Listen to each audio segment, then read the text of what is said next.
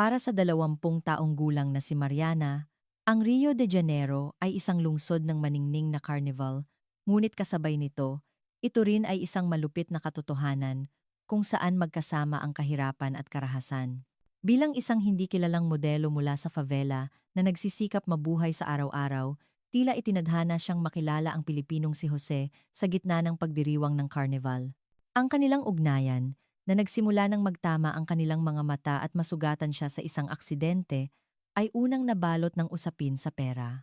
Ngunit unti-unti, habang nakikita nila ang tunay na kalooban ng isa't isa, lumalim ang kanilang samahan.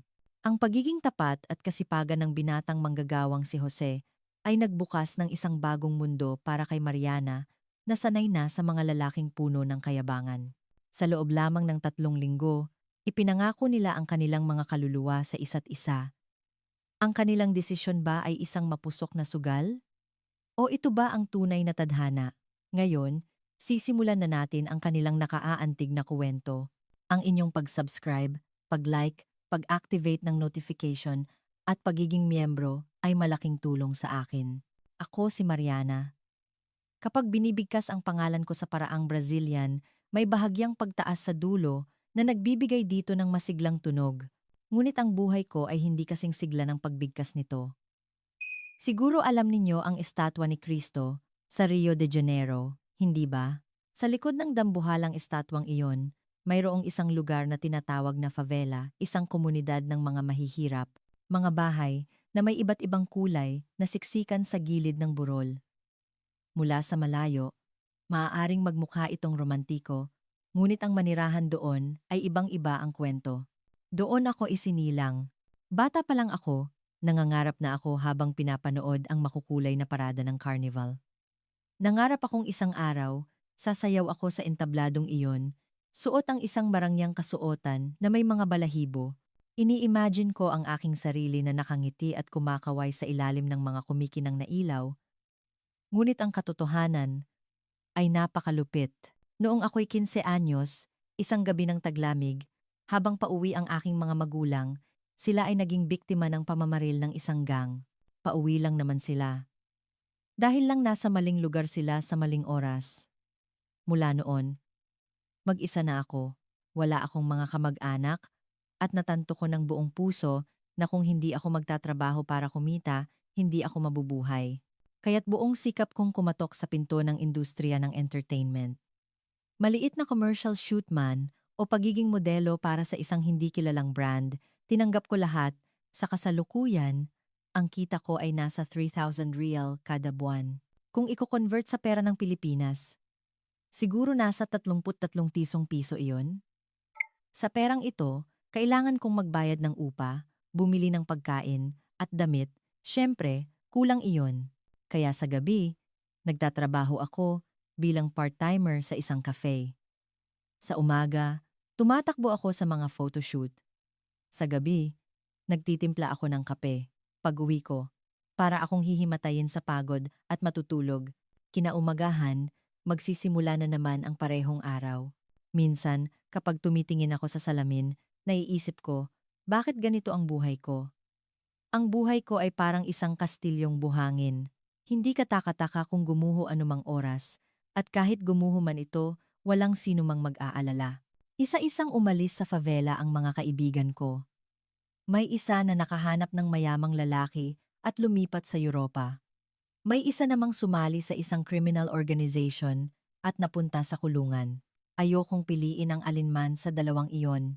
Ang gusto ko lang ay magtrabaho ng marangal, kumita ng pera, at balang araw, manirahan sa isang ligtas na lugar, hindi sa favela. Masyado bang malaking pangarap iyon? Para sa akin, iyon na ang lahat. Ang mga taong nakakasalamuha ko sa mga photoshoot ay karaniwang tinatrato ako na parang isang produkto. Mariana, ngumiti ka pa. Baguhin mo ang anggulo mo. Ang tigas ng ekspresyon mo. Para sa kanila, hindi ako si Mariana, kundi yung modelong iyon. Isang araw, sinabi ng isang direktor, Mariana, napakaganda mo, pero ang lungkot ng ekspresyon mo. Hindi mo ba kayang ngumiti ng mas masaya? Ngumiti ako at sumagot, susubukan ko po. Pero sa isip ko, paano ako ngingiti? Ang pagtatrabaho sa gabi sa cafe ay isa pang impyerno.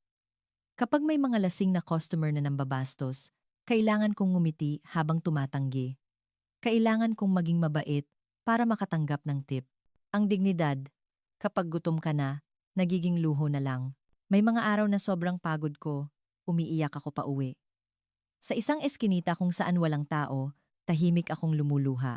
Hindi ko alam kung bakit kailangan kong mabuhay ng ganito o hanggang kailan ko kailangang magtrabaho.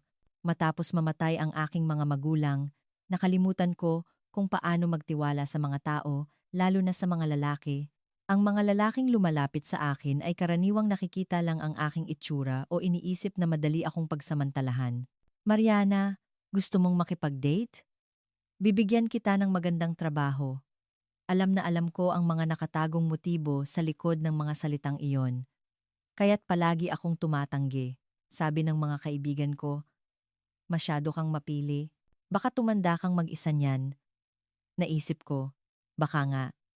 Ngunit naniniwala akong mas mabuti ang mag-isa kaysa sa isang pekeng relasyon.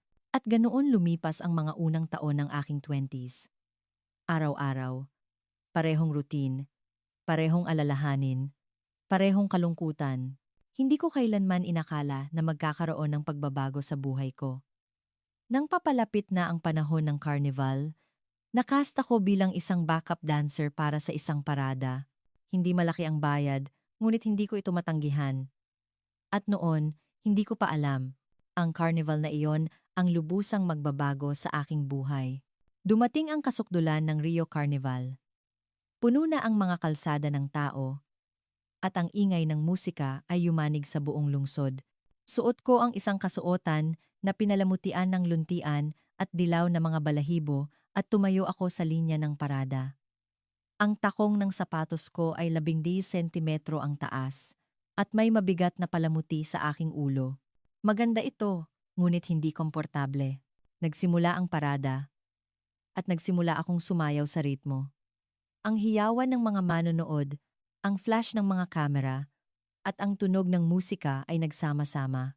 Sa sandaling iyon, pakiramdam ko hindi ako si Mariana ng favela, kundi ang reyna ng carnival. At doon nangyari. Sa gitna ng maraming tao, naramdaman ko ang tingin ng isang tao. Lumingon ako at nagtama ang aming mga mata. Isang lalaking asyano, hindi siya gaanong matangkad, ngunit mukhang matipuno ang pangangatawan, at higit sa lahat, iba ang kanyang mga mata. Ang mga mata ng maraming turista na nakita ko sa carnival ay karaniwang puno ng kuryosidad o pagnanasa, ngunit ang mga mata ng lalaking ito ay iba. Mayroon itong purong paghanga at isang bagay na mas malalim. Hindi namin maalis ang tingin sa isa't isa. 3 segundo o marahil 5 segundo. Tila huminto ang oras. Nagsimulang tumibok ng mabilis ang puso ko sa kakaibang paraan. Sa sandaling iyon, sumabit ang takong ng sapatos ko sa butas ng isang manhole cover. Ah! Bago pa ako makasigaw, bumagsak ako pasulong. Naramdaman ko ang matinding sakit sa aking bukong-bukong at tumama ang tuhod ko sa semento. Nahulog ang mabigat na palamuti sa aking ulo. Nangyari ang lahat sa isang iglap. Ang parada ay nagpatuloy at naiwan akong nakahandusay sa sahig. Nilagpasan ako ng mga tao. May nagtanong, "Okay ka lang ba?" Ngunit hindi sila huminto. Hinawakan ko ang aking bukong-bukong at umungol. Sobrang sakit. "Are you okay?" May isang taong tumakbo palapit. Nang iangat ko ang aking ulo, ang lalaki kanina ay nakaluhod sa harap ko. Tinitingnan niya ako na may pag-aalala. "My ankle, my ankle." Bulong ko sa Ingles. Maingat niyang sinuri ang aking bukong-bukong. Nagsisimula na itong mamaga. Ang kanyang mga kamay ay nakakagulat na sanay. "Wait a moment," sabi niya. Ingles na may halong puntong Pilipino. Pagkatapos ay hinubad niya ang suot niyang puting t-shirt. Lumitaw ang kanyang maskuladong katawan, ngunit wala akong panahon para pansinin iyon. Sobrang sakit, sinimulan niyang punitin ang t-shirt. Pinunit niya ito ng pahaba para maging parang benda. Pagkatapos, ay kumuha siya ng isang maliit na sanga mula sa malapit. "Natutunan ko ito sa isang first aid training," paliwanag niya. pangunang lunas. Ginamit niya ang sanga bilang splint at mahigpit na ibinalot ang punit na t-shirt sa aking bukong-bukong. Ang kanyang mga galaw ay tumpak at mabilis. Mukha siyang propesyonal. Nang matapos ang paglalapat ng lunas, bahagyang nabawasan ang sakit. Ngunit malubha na ang pamamaga ng aking bukong-bukong. I think you need to go to a hospital, sabi niya. Noon ko lang, hinarap ang katotohanan. Natanto ko kung ano ang ibig sabihin ng pinsalang ito. Hindi ako makakapagtrabaho ng ilang linggo. Walang photoshoot. Walang part-time job. Ibig sabihin, walang pera. Kung hindi ako makapagbayad ng upa, mapapalayas ako. Kung hindi ako makakain, magugutom ako. Bigla na lang akong napaiyak. Hindi ko mapigilan. Nagsimula akong humagulgol sa gitna ng kalsada. Did I do something wrong? Tanong ng lalaki. Na tila naguguluhan. I'm sorry. Ang kanyang boses ay puno ng tunay na paghingi ng tawad. Kahit hindi niya alam kung ano ang kanyang ginawa, ang kanyang paghingi ng tawad ay nakakaawa. Ngunit hindi ko mapigilan ang pag-iyak. Pakiramdam ko, gumuho ang lahat. Paano na ako mabubuhay ngayon? Ang upa? Ang pagkain? Ang musika ng carnival ay patuloy na tumutugtog at ang mga tao ay patuloy na tumatawa at sumasayaw. Ngunit ang mundo ko ay huminto sa sandaling iyon. Ang lalaki ay tahimik na umupo sa tabi ko. Hindi siya nagsalita, ngunit hindi rin siya umalis. Nandoon lang siya. Gaano katagal akong umiyak. Nang matuyo ang aking mga luha, dahan-dahan kong inangat ang aking ulo. Nakatingin pa rin siya sa akin na may pag-aalala. I'm sorry. Ako ang unang nagsalita. It's not your fault. It's okay, malumanay niyang sagot. Can you go to the hospital now? Umiling ako. Bagamat may pampublikong serbisyong medikal sa Brazil, ilang buwan na akong hindi nakakabayad ng aking health insurance. Hindi ko kayang bayaran ang gastos sa ospital. At may mas malaki pang problema, ang mawawalang kita sa mga susunod na linggo. Tiningnan ko siya ng diretsyo. At nagdesisyon ako. Itatapon ko na ang aking pride. Pinunasan ko ang aking mga luha at tiningnan siya ng diretsyo sa mata.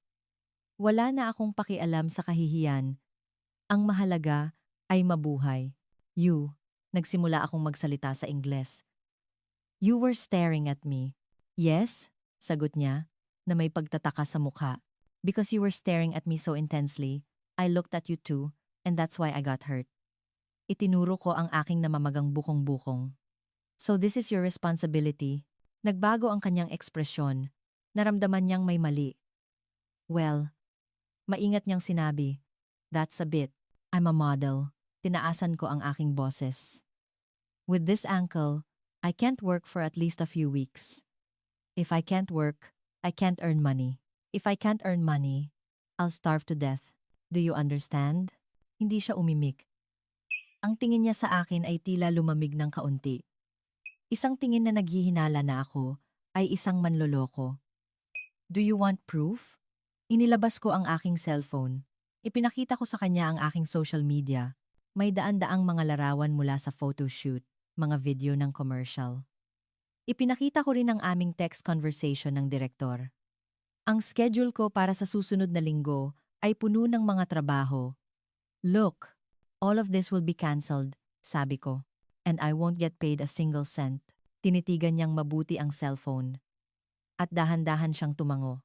Naniwala siyang totoo ito. How much do you need?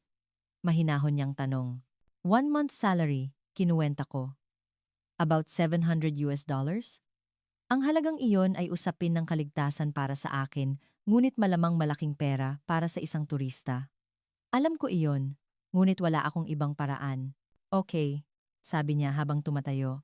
Let's go to my hostel. You'll give it to me now? Nagulat kong tanong. No, mariin niyang sabi. I can't give you the full amount. Why not? Tanong ko. Because I don't know you. Tiningnan niya ako ng diretso. I'm a person too. You could just take the money and disappear. Natahimik ako sa sinabi niya. Tama siya. Instead, pagpapatuloy niya, I'll be staying here for a month. I'll give it to you in weekly installments. Give me the whole month's amount now, giit ko. No. Hindi siya natinag. How can I trust you when I don't know you? Ang boses niya ay malumanay ngunit matatag. Mukhang hindi na siya makikipagnegosasyon. Bumuntong hininga ako. Wala akong pagpipilian. Okay. Inalalayan niya akong tumayo. Dahil sa sakit ng bukong-bukong ko, hindi ako makalakad ng maayos. Ipinatong niya ang braso ko sa kanyang balikat. Let's take a taxi, sabi niya. Dahan-dahan kaming umalis sa kalsada. Humanap siya ng taxi at sinabi ang address ng kanyang hostel sa driver. Pagdating sa hostel, naglabas siya ng isang maliit na sobre. May lamang cash. This is $180, sabi niya habang inaabot ang pera. For 1 week. Tinanggap ko ang pera, talagang ibinigay niya. Nakakagulat. Give me your contact number, sabi ko. Nagpalitan kami ng numero. Ang pangalan niya ay Jose. Sinabi ko ang pangalan ko.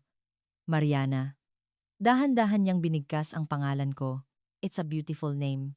Hindi ako nagsalita. Naiilang ako. Bigla. Gumawa siya ng hindi inaasahang alok. Have you had dinner? Huh? Naguluhan ako. Aren't you hungry? Nakangiti niyang tanong. I'm hungry too.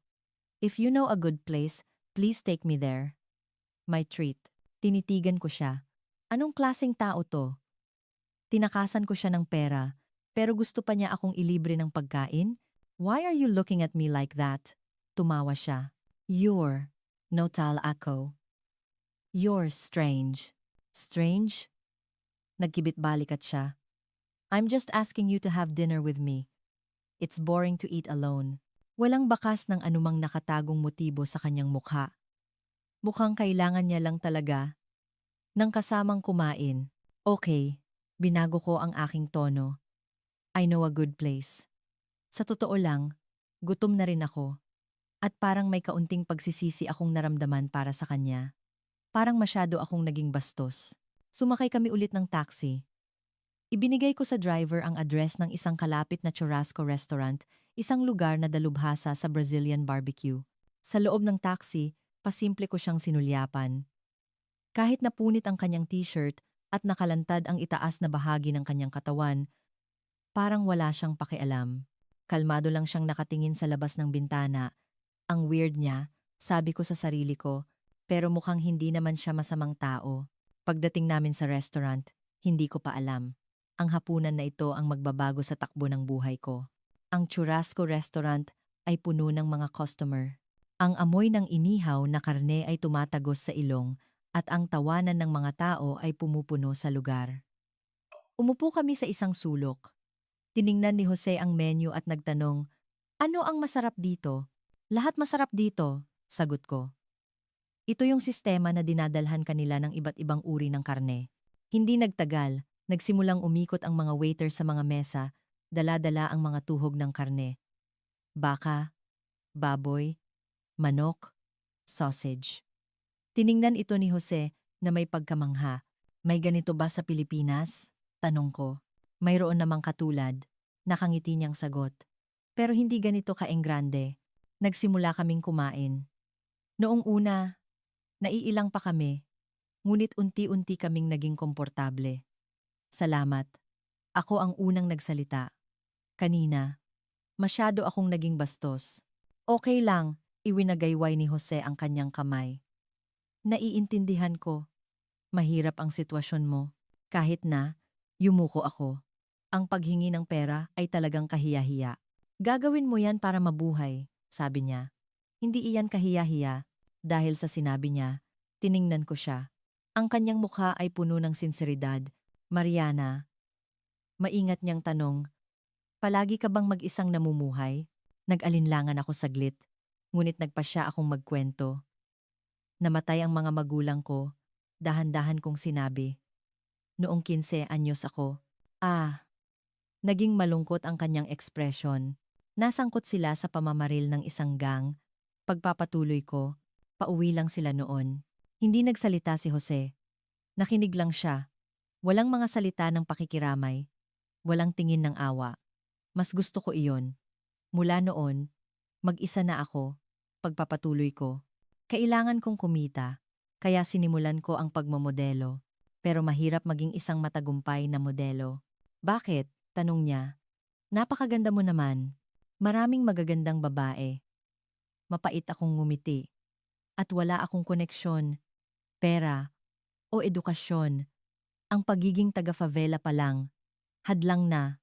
Favela? Ulit niya. Isang mahirap na komunidad, paliwanag ko. Mga bahay na siksikan sa burol. Maraming krimen. At bihirang puntahan ng mga pulis. Tumango si Jose. Isang ekspresyon na nagsasabing naiintindihan niya. Ang Brazil ay isang magandang bansa, sabi ko habang nakatingin sa labas ng bintana. Pero para sa mga mahihirap, walang hagdan para umakyat.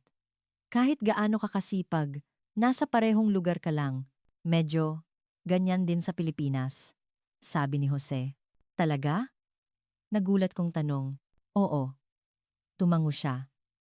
Hindi naman ako galing sa ganoong kahirap na pamilya, pero iba ang landas na tinahak ko. Anong landas? Hindi ako nagkolehiyo, prangka niyang sinabi. Pagkatapos ng high school, natuto agad ako sa trabaho ng tatay ko. Anong trabaho? Tubero, ngumiti siya. Hindi cool, di ba? Umiling ako. Bakit hindi? Marangal na trabaho iyan. Sa Pilipinas, bumuntong hininga siya, medyo may tingin ang mga tao kapag hindi ka nakapagtapos ng kolehiyo. Mababa ang tingin nila sa'yo. Pati mga kaibigan mo, lumalayo.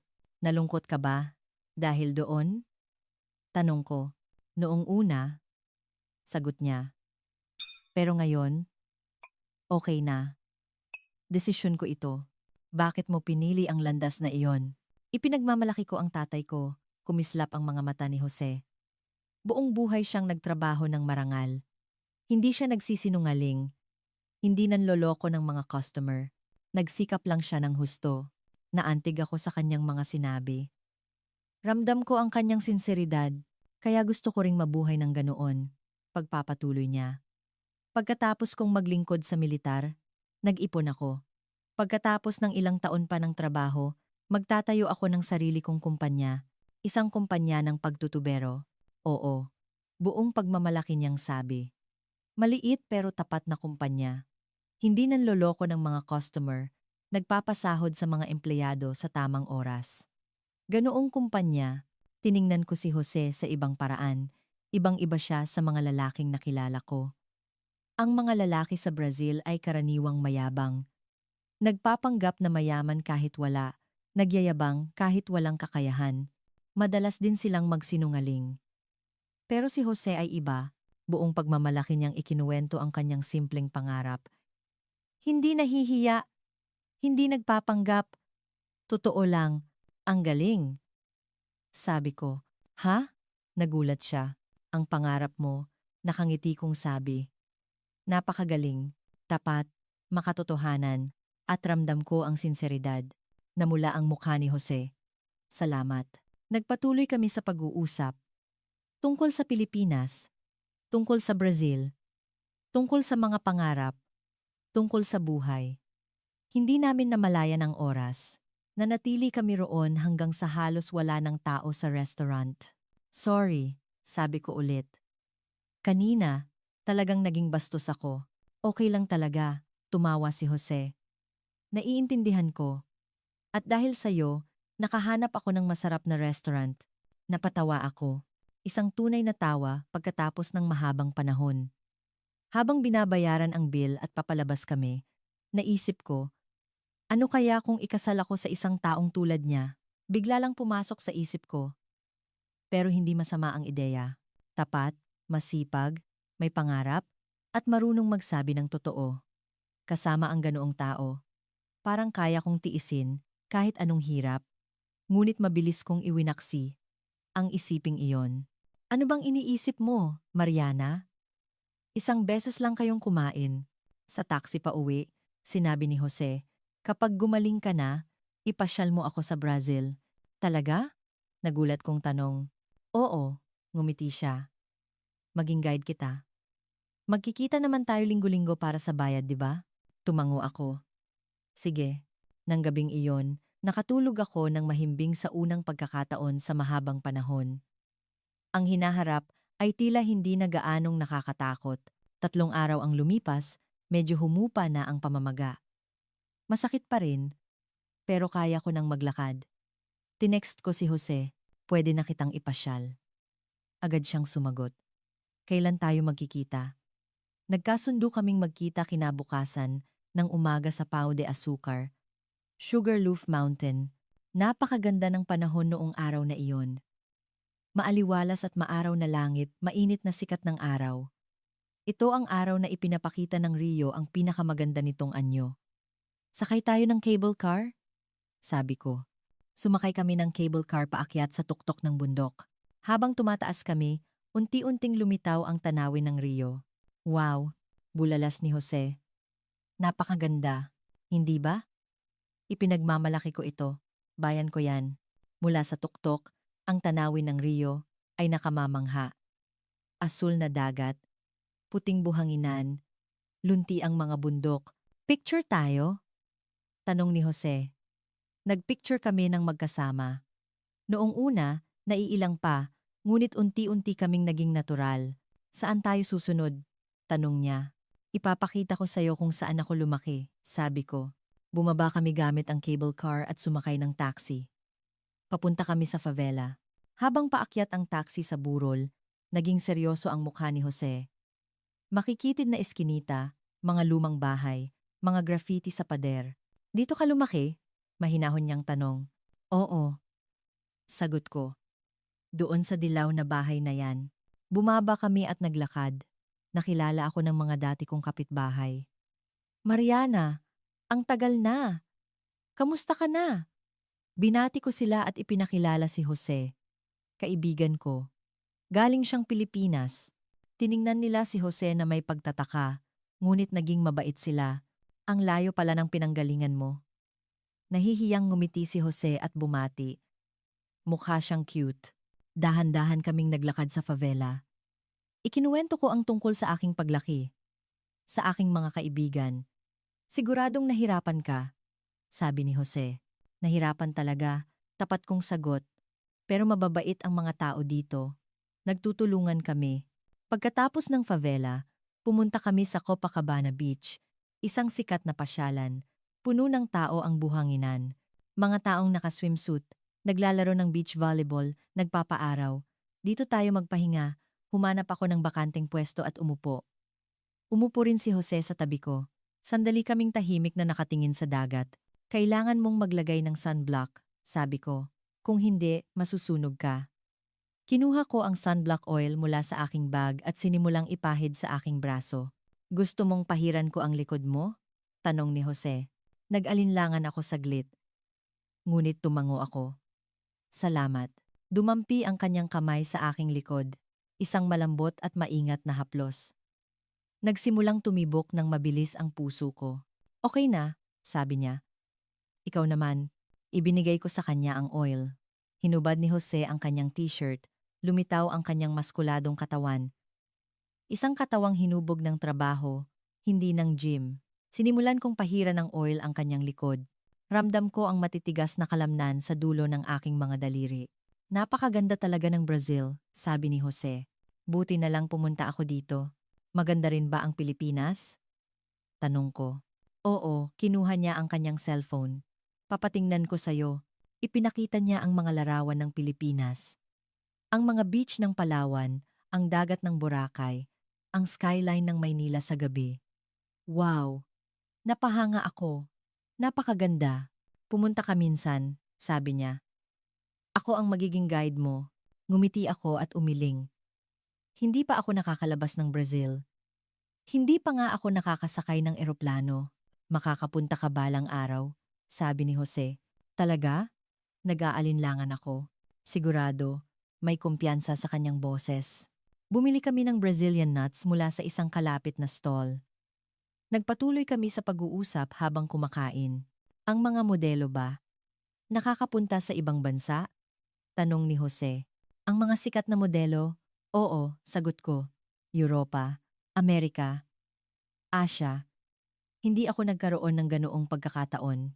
Gusto mong pumunta? Siyempre, tapat kong sinabi.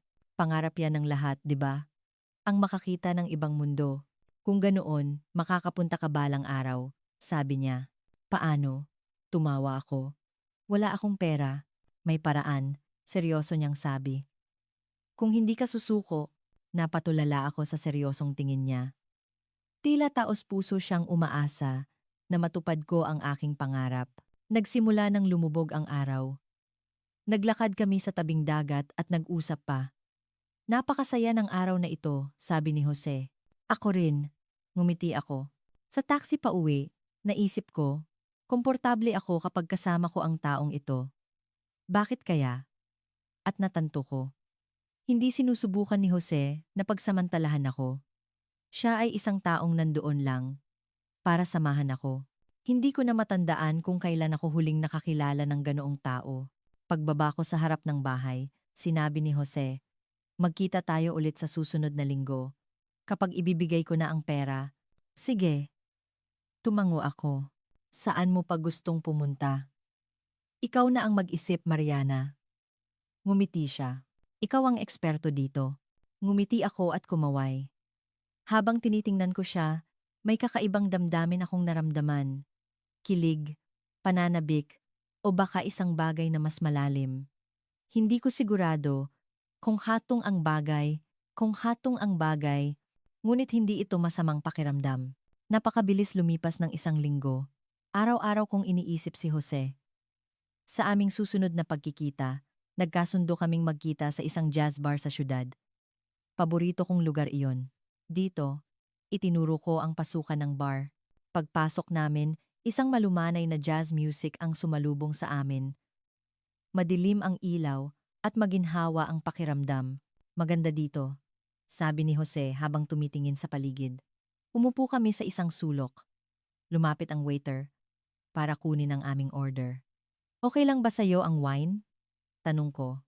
Sige. Nagbago ang musika. Narinig ang boses ni Chet Baker. Napahanga ako. Gusto ko ang kantang ito. Ako rin! Nagulat na sabi ni Jose. Gusto mo si Chet Baker? Oo, ngumiti ako. Lalo na ang kantang ito. Nakakagulat, sabi niya. Paborito ko rin yan. Nagkatinginan kami. May naramdaman kaming kakaibang koneksyon. Ang sumunod na kanta ay mula kay Oscar Peterson. Napakaganda ng tunog ng piano. Ito rin. Sabi ko. Gusto ko rin yan, tumawa si Jose. Sabay kaming napatawa.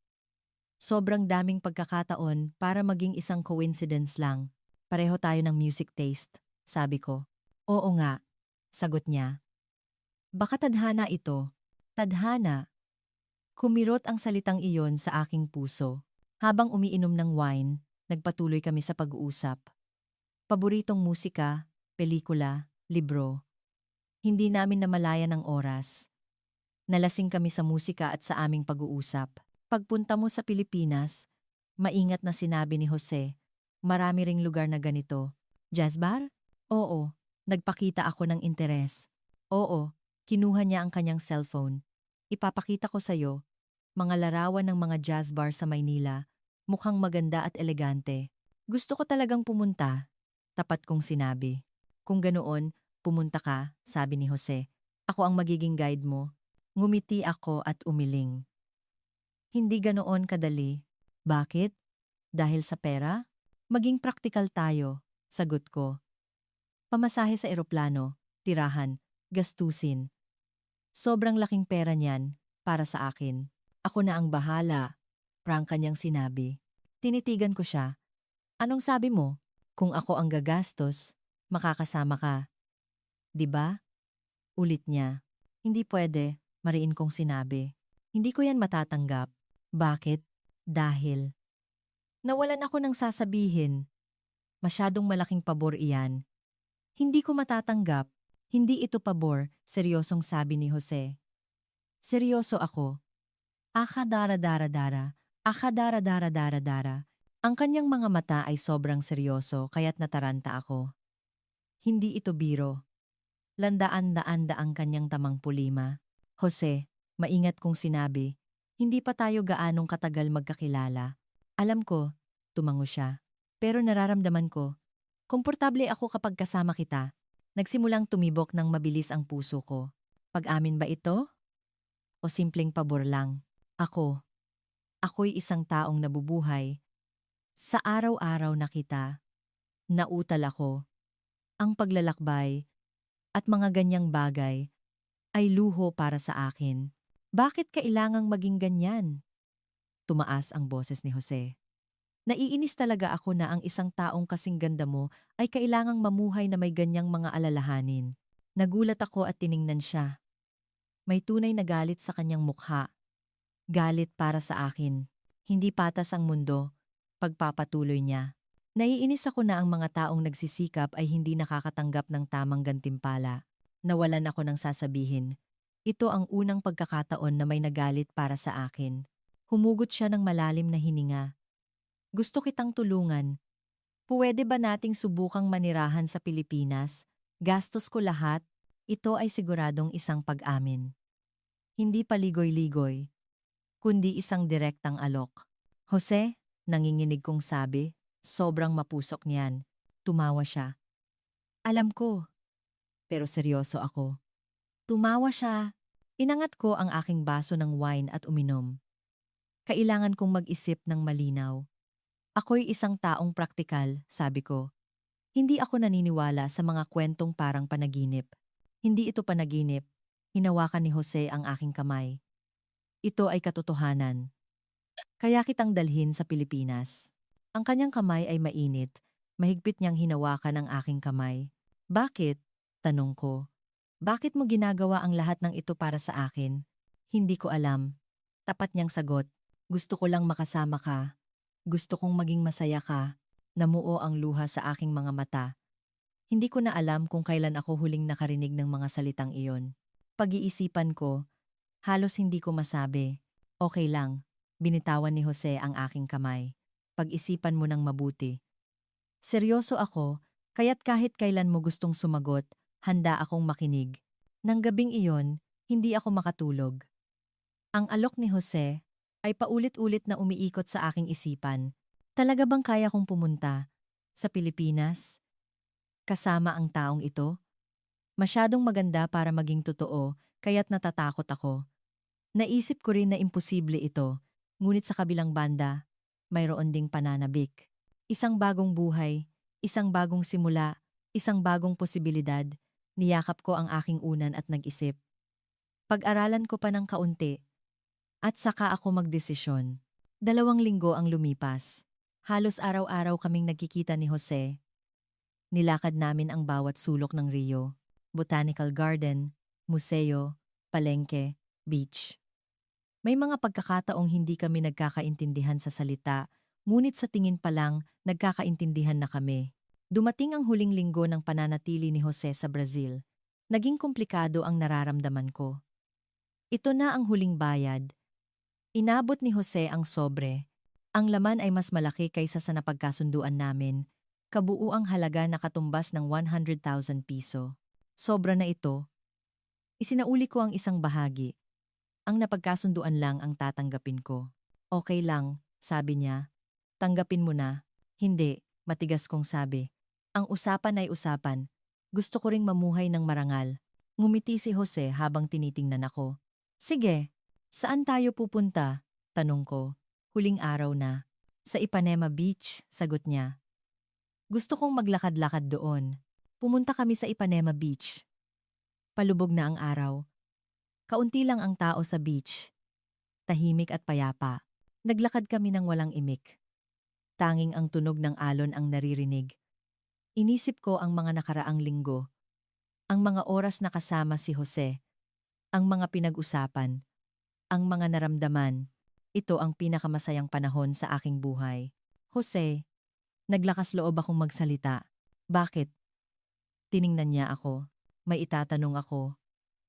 Huminga ako ng malalim. Kahit ano, itanong mo, ako. Dahan-dahan kong sinabi. Wala akong mga magulang.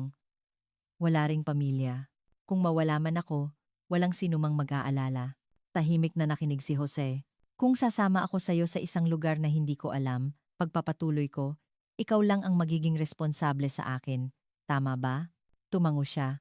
Kaya gusto kong itanong, Tiningnan ko siya ng diretso sa mata. Kaya mo ba akong panagutan? Totoo?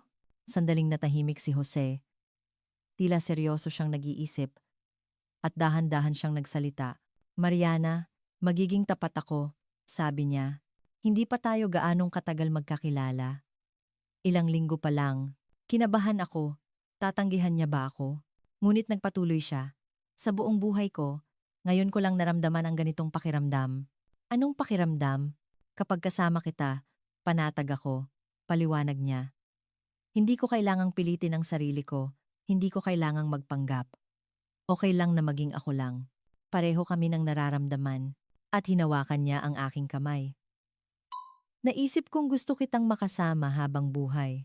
Sa unang pagkakataon. Talaga? Nanginginig ang boses ko.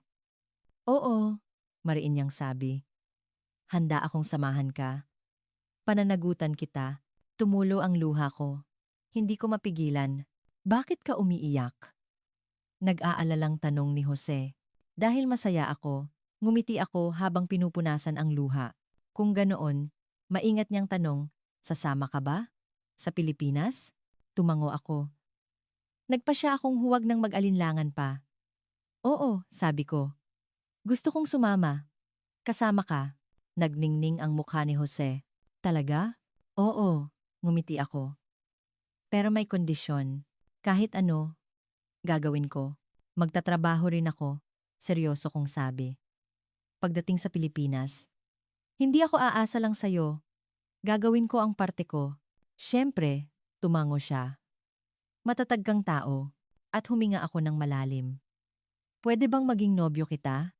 Sa pagkakataong ito, ako ang unang nag-amin. Sandaling nagulat si Jose, at pagkatapos ay ngumiti ng malawak. Salamat, sabi niya, dahil ikaw ang unang nagsabi.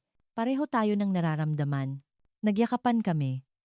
Sa ilalim ng papalubog na araw sa Ipanema Beach, nabasa ng alon ang aming mga paa at hinangin ng hangin ang aking buhok.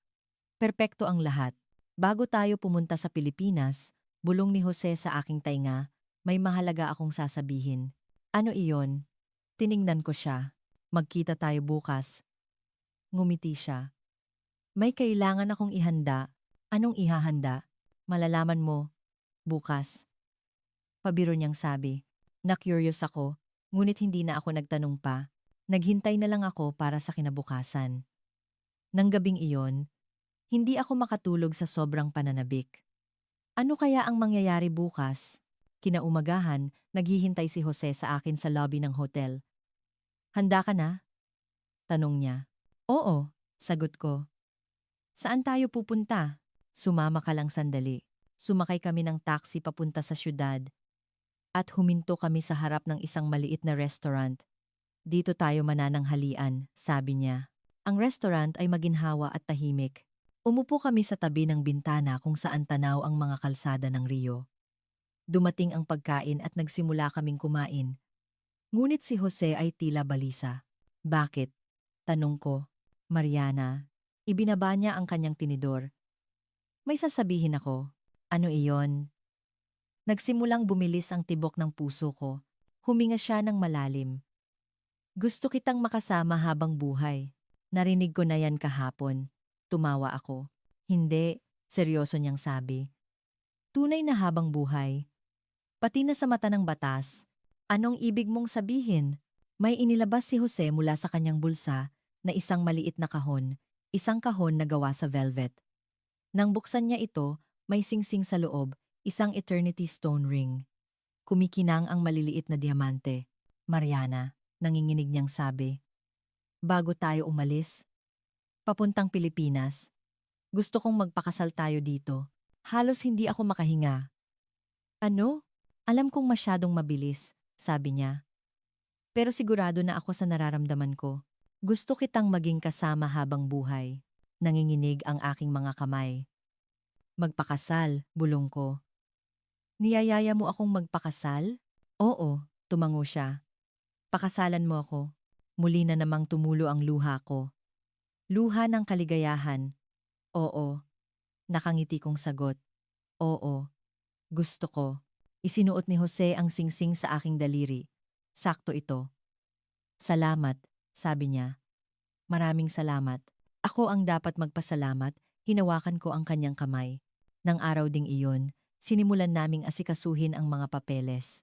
Maraming proseso ang kailangan para magpakasal sa Brazil. Kinansela ni Jose ang kanyang flight pabalik sa Pilipinas at nagpasya siyang manatili pa ng ilang linggo para tapusin ang lahat ng proseso.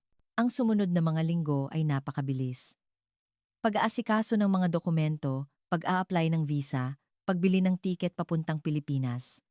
Ngunit masaya ako, tuwing umaga, paggising ko, parang panaginip. Sa wakas, natapos na ang lahat ng paghahanda. Opisyal na kaming mag-asawa at bumili na kami ng tiket papuntang Pilipinas. Gabi bago kami umalis, nag-empake ako. Kaunti lang ang gamit ko kaya't mabilis itong natapos.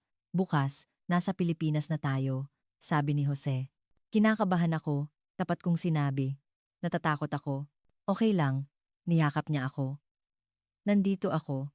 Salamat, yumakap ako sa kanya. Maraming salamat.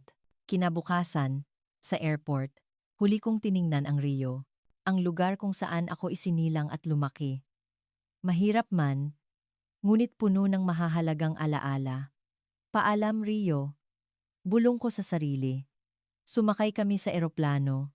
Habang umaangat ito, unti-unting lumiliit ang Rio. Mahaba ang bahe, katabi ko si Jose, agad siyang nakatulog. Tumingin ako sa labas ng bintana at nag-isip. Binalikan ko ang mga nakaraang linggo. Ang araw na nadapa ako sa carnival, ang unang pagkikita namin ni Jose, ang mga araw na pinasyalan namin ang Rio, ang araw na umamin ako, ang araw na nag-propose siya, lahat ay parang panaginip. Sobrang saya na hindi ka panipaniwala. Tiningnan ko ang natutulog na si Jose. Payapa ang kanyang mukha. Magiging okay lang ako kasama ang taong ito, naisip ko. Kumikinang ang singsing sa aking daliri. Ang Eternity Stone Ring, isang pangako ng walang hanggan. Siguradong panaginip lang ito, bulong ko sa sarili. Isang napakasayang panaginip na ayaw ko nang magising. Nabigay ng lalaking ito mula sa Pilipinas. Ngunit hindi ito panaginip. Ito ay katotohanan. Isang bagong buhay, isang bagong bansa, isang bagong simula, nakakatakot, ngunit nasasabik din ako. Dahil hindi ako nag-iisa. Nasa tabi ko si Jose, at kami ay mag-asawa na ngayon. Tinatawid ng eroplano ang karagatang Pasipiko. Mula sa Brazil, patungong Pilipinas. Mula sa nakaraan patungo sa hinaharap. Ipinikit ko ang aking mga mata. At sa unang pagkakataon, nakatulog ako ng may tunay na kapayapaan. Sa aking panaginip, nakita ko ang Pilipinas, magagandang kalsada, mababait na tao, at ang sarili ko, masayang tumatawa kasama si Jose. Salamat Rio, huli kong naisip. At hello Pilipinas. Sana'y tanggapin mo ako. Ang eroplano ay patuloy na lumipad. Patungo sa isang bagong buhay, patungo sa isang bagong pag-ibig. Ang pinakamagandang pakikipagsapalaran sa aking buhay ay nagsisimula pa lang. Kamusta ang kwento natin ngayon? Kung nagustuhan ninyo ang istorya, mag-subscribe at i-like ang video at i-on ang notifications para sa mas marami pang kwento. Ang pagiging miyembro at pagpindot sa Super Thanks button ay makakatulong upang maibahagi ang mga nakaaantig na kwento sa mas maraming tao. Salamat sa panonood.